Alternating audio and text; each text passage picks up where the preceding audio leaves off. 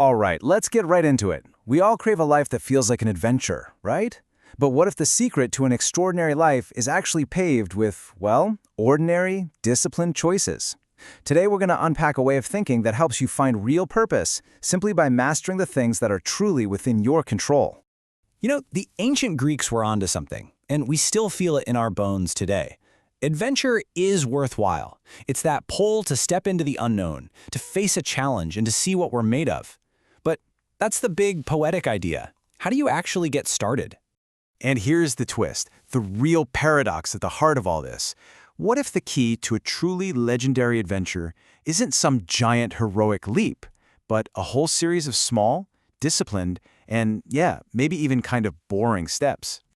This is what we can call the adventure paradox. The idea is that to be truly ready for the great unknown, you first have to get a handle on the known. It's way less about making grand announcements and way more about quiet, consistent, daily discipline. This ancient piece of wisdom from the Talmud just says it all, doesn't it? The focus isn't on talking about the mountains we're going to climb, but on doing the daily training that'll actually get us to the top. It's all about action over announcement. So, what gets in our way? Well, it's what you might call the tyranny of the uncontrollable. We get obsessed with things that are totally outside our influence, and it just drains our energy, turning us into victims of our own circumstances. Think about it like this. Picture a golfer who spends their entire round just complaining. They're cursing the rain, they're blaming a sudden gust of wind for a bad shot, they're getting furious about where the groundskeeper put the pin. They have completely handed over their power, their sense of agency, to things they have zero control over. And this is where it gets really clear. Look at the difference. The victim, the frustrated golfer, they live in that column on the right. But the adventurer, the true performer, they live exclusively in the column on the left. They're obsessed with their attitude, their preparation, their choices. They know that decisiveness, something you can control, is way more important than being right, which, often you can't control. So here's a little game you can play with yourself. Every time you catch yourself complaining about something you can't control, the traffic, the weather, what somebody else is doing, give yourself a -1. It is a surprisingly powerful way to see just how often we give our energy away. Okay, so how do we flip the script? How do we start getting those points back into the positive? Well, it all starts by mastering our controllables, and there's a simple but really profound formula we can use to think about high performance. The formula is PTMESS. Now, think of these as 6 batteries you can charge up every single day. Your physical readiness, that's your sleep, your nutrition, your exercise, your technical skills, the actual practice you put in. Then you've got your mental focus, your emotional regulation, your social connections, and even your spiritual grounding.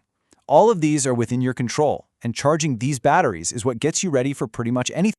And this line from Matthew McConaughey just nails the mindset shift, doesn't it? Stop being a spectator who's just impressed by other people's lives and circumstances. Get involved in your own life. Focus on your own controllables and actually start participating in your own adventure. So here's the secret, the thing we have to remember. Achieving something that feels impossible isn't about some single, magical, heroic act. No way. It's about methodically, patiently, stringing together a whole series of small, possible, controllable actions, day after day after day. But, okay, how do you know which possibles to focus on? Where do you find your true north?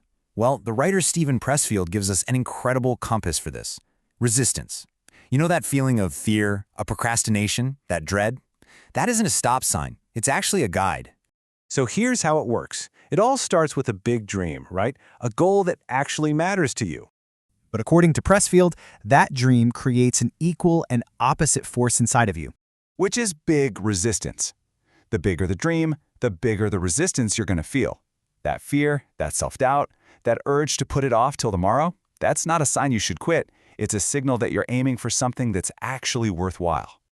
And resistance shows up everywhere. It's that book you're terrified to write. It's that business you're afraid to start. It's that tough conversation you keep avoiding, or that new habit you know you need to build.